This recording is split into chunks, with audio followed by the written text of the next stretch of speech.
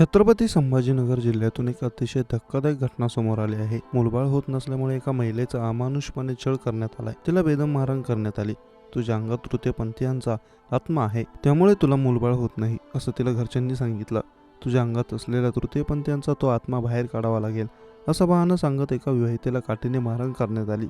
इतकंच नाही तर तिच्या अंगावर खेळ टोचून तिचा अमानुषपणे छळ केल्याचा संतापजनक प्रकार समोर आला आहे. गंगापूर तालुक्यातील जामगाव येथे हा प्रकार घडला. या प्रकरणी गंगापूर पोलीस ठाण्यात गुन्हा दाखल करण्यात आलाय. या घटनेने परिसरात एकच खळबळ उडाली आहे.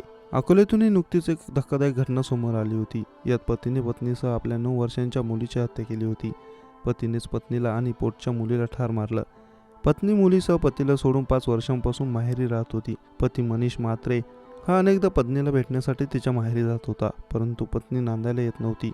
दरम्यान बुधवारी म्हात्रे कुटुंबात लग्न असल्याने पत्नी रश्मी आणि मुलगी माही या दोघी अकोल्यात सासरी आल्या. रात्री उशिरा मनीषने पत्नीला सासरी राहण्यासाठी विचारलं, पण पत्नीकडून होकार नव्हता. याच रागातून पत्नी आणि पोटची 9 वर्षीय मुलगी गाढ झोपेत असताना त्याने दोघींवर कुऱ्हाडीने वार करत त्यांना जागेवर ठार केलं.